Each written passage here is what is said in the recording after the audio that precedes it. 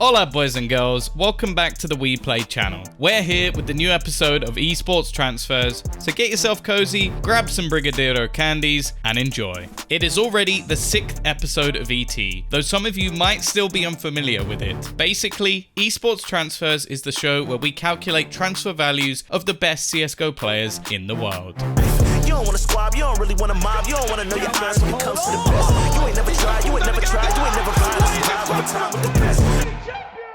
You might wonder how we calculate it. Well, as always, the evaluation is based on 5 global parameters: leadership, marketability, consistency, skills, and demand. Every single one of them has plenty of internal factors. In the end, we put them together using multiplex calculations and make sure our numbers match the real transfer value of the players. Please welcome our new participant of Esports Transfers, Henrique Teles. In our previous episode, we priced Nico and called him the king of all parties, but Henny is definitely capable of challenging Nicola in that aspect. Without a doubt, Henrique is one of the most exciting Brazilian players to keep an eye on. He is super passionate about the game and always wants to win. After processing all the important information with all the tiny details, we came to a conclusion that Henny's transfer value is $730,000. But before we jump into filling his pentagram, let us guide you through his childhood. Henrique Teles was born in Uberlândia, Brazil on the 14th of July 1995. As a child, he was very curious and active, just like his twin brother, Lucas. Their story meeting the game of their lives is unique, because Counter-Strike was a family hobby, as Henny's father, Charles, played it at home and let his kids watch him. That's how twins Henrique and Lucas and their older brother, also called Charles, got into CS at an early age. Since there was only one computer at home, their father took his 3 sons to a computer club where they played together, inspired by the MIBRs of old. In the middle of 2008, they started playing in different local tournaments as a family team, and despite poor results, it was a lot of fun for them. However, their mum wasn't really supportive at the beginning because both of them had to drop out of university in order to play professionally. In 2011, a new chapter began for Henny, when him and his brother started playing on a national scale in Brazil. They placed 3rd in a tournament called Mega Service Cup 2011, which was quite well known in Brazil. So after that, they started growing as a squad. Eventually, they became a real team with a few tournament victories. Following some good results, Henny and Lucas were noticed by the godfather of Brazilian Counter-Strike, Fallen, who invited them to join Kaboom in April of 2014. Together, they went to ESWC 2014 and placed 21st to 24th, which was an upsetting result even for a new team. It was a very disappointing loss for them, especially because of the money that they spent on the trip, which was borrowed from acquaintances and friends. 3 days after the ESWC, Fallen kicked Henny and Lucas and teamed up with Steel, ZQK, and Bolts. Right after that, the twins got matched up with their friend, FNX. The team needed 2 more, so they invited Showtime and Taco. In that lineup, Henny did not have much success, as they only won a few small cups. The key moment in Henny's early career was winning the project called Games Academy Golden Chance. The prize being that the winning team received a 1-year contract and went to play in North America. Ironically, this project was created by Fallen, who earlier kicked Henny and his brother. Nevertheless, Golden Chance gave Henny everything he needed to grow as a player. Despite the first tournaments being tough, Henny and his teammates adapted pretty quickly, and a year later they were destroying literally any American team in the region. In February of 2016, Henny joined Tempo Storm, a multi-gaming American organization. His big achievement with Tempo Storm was winning CEVO Pro League Season 9 against Danish squad SK Gaming in the finals. Henny's time in Tempo Storm passed very quickly, as just 4 months later he switched to Immortals, where he later went on to put his name in the history books. Despite some ups and downs, Henny grew tremendously as a person and a player during that time. His in-game talents and charismatic personality finally started to get recognized by the global Counter-Strike community. In Immortals, Henrique spent just over a year and won a couple of decent tournaments: DreamHack Open Summer 2016, Northern Arena 2016 Toronto, and iBuyPower Masters 2016. However, what came next was the highlight of his career so far. In July 2017, Henny and Immortals reached the grand finals of the PGL Major Krakow. The champ's crown was right in front of their noses, but that day Gambit was stronger. Despite the frustrating loss, HEN1's team was playing fantastic CS throughout the tournament. They got into shape during the event, and with a crazy team atmosphere, through the roof emotions, and fan support, Immortals managed to win the silver medal in Krakow. Unfortunately, HEN1's good times with Immortals ended shortly after the major. In late August, people started talking about HEN1, Lucas, and KNG leaving Immortals because of conflicts with other players and coaches. Moreover, the management of Immortals decided to sign a substitute player, Brazilian sniper Horvey. As they say, this decision harmed an already unstable relationship between the guys and the organization. Nevertheless, the competitive season resumed in September. The Immortals retained their full roster and signed a complete contract with KNG. Things were going pretty well for them. The team easily won the qualifier for E-League CSGO Premier 2017 and advanced from a very difficult group at DreamHack Masters Malmo. But the streak of failures for HEN1 and the guys was not over yet. The Immortal squad was twice late for important matches like semi-finals and finals of DreamHack Open Montreal 2017. HEN1 and the boys even got a technical loss on the first map in the grand finals. Then, the accusations appeared that the Twins and KNG were partying all night before the final day. On the other hand, in one of his interviews, HEN1 denied these allegations. Obviously, we were not hungover at all. We were late to the games because of our sleep schedule, we had crazy jet lag after traveling from Europe to LA, and then to Canada. KNG also had visa issues, and he was forced to go back to Brazil in order to fix and then come back to Montreal. In the end, KNG was kicked from Immortals. HEN1 and Lucas were benched at the same time, and soon after that, 100 Thieves bought out their contracts. They also brought their old friend FNX in addition, because the Twins wanted to play together with him for a long time. Unfortunately, HEN1's chapter with 100 Thieves had zero success, as literally a month later they were kicked out of the organization as free agents. The official reason for their departure was again visa issues before the E-League Boston Major 2018, but due to some sources, the real problem was KNG talking a little bit too much. After research here in WePlay, we still don't know what actually happened with HEN1's mates and 100 Thieves, but maybe you guys have some interesting information about it, so don't forget to share it in the comments down below. In June of 2018, Henrique joined Luminosity Gaming alongside his brother Lucas. There, they managed to get some podium placements at DreamHack tournaments, but overall, nothing extraordinary happened with HEN1 during his Luminosity time. So in September of 2019, he signed up with Furia, a Brazilian esports organization which was founded just a couple of years before. What's important to say is that it was the first time ever in HEN1's life where he's seriously fully separated from his brother Lucas, who joined MIBR at the same time. As HEN1 said, it was necessary for their in-game evolution, as they also wanted to become more independent as personalities.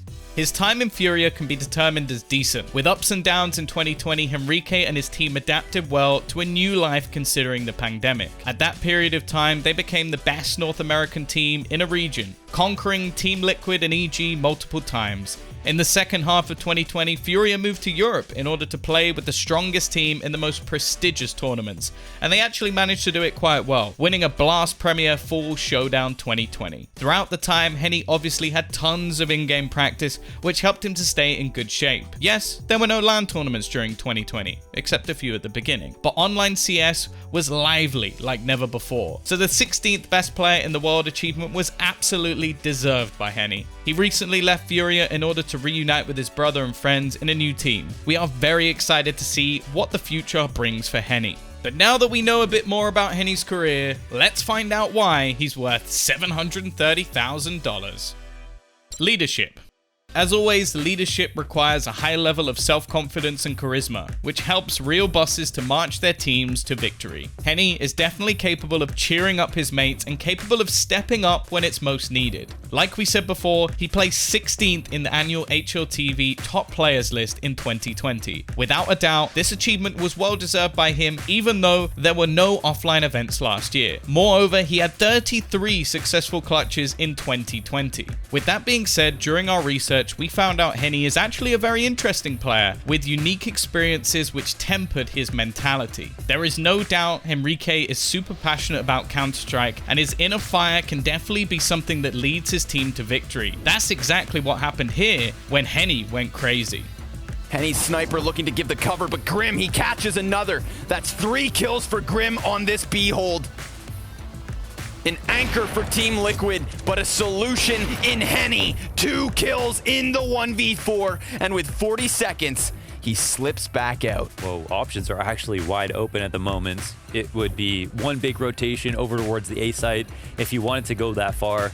The longer he waits, the more nervous Liquid get about whether or not they should split up. It's in his best interest to take his time here, even if he goes for hitting B again. So really costs him nothing to seek out some information. There are no 1v1s to be found.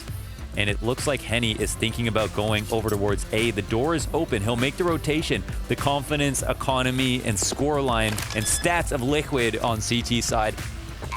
And there's a pretty big chance. I'd chalk it up to, you know, 50-50 at this point if he gets a free shot on the first kill. So he posts, and he sees the head, but he misses that first one. Now the pressure's on. Henny, they're getting closer. 3 kills.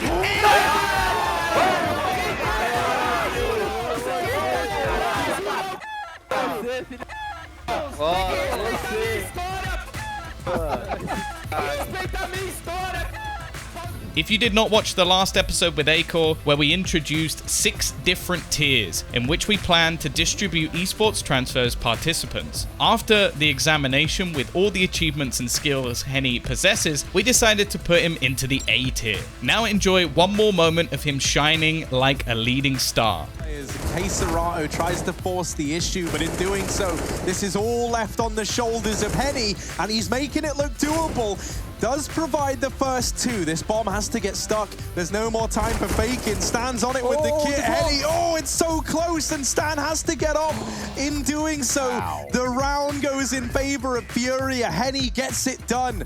Despite some amazing performances throughout his career, Henny is struggling with a lasting success. He is a guy who has strong makings of a leader, but needs to prove it in majors, as at the age of 25, he has only played at one of them. So for now, we rate Henny's leadership with 84 points out of 100.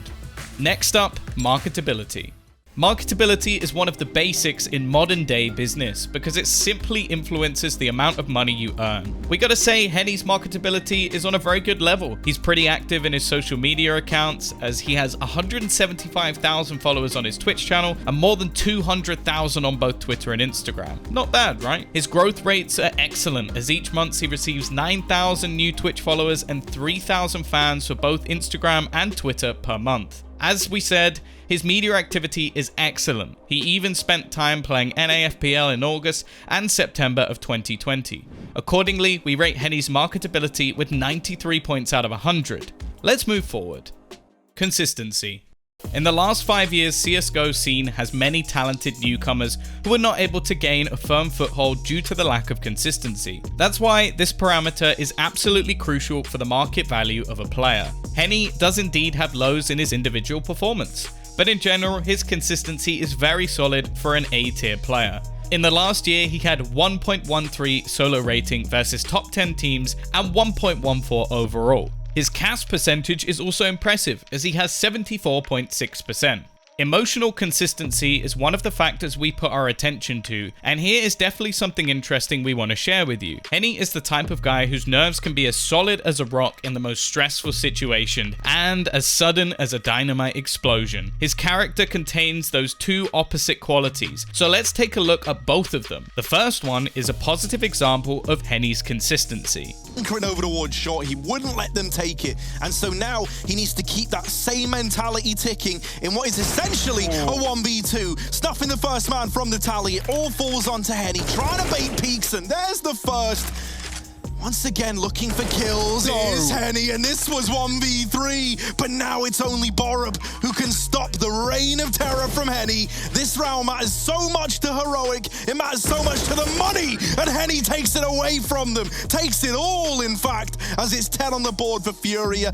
Nothing for Heroic heading into round 15. Rug dropped Ven, they thought it was a B play. That's the same. That bait from Yuri running back with the bomb fully forces the rotate out of the A site. They go from 3 defense. Now, let's reverse and watch what angry Henny looks like.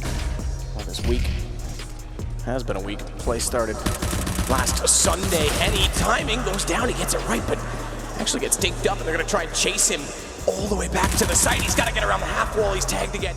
And you have to wonder what caused the mouse originally. Is this a look back at it? It was Henny, right? And he was having a very I think this is it. We're going to see it right here. So that's why the mouse doesn't work. You punch the mouse?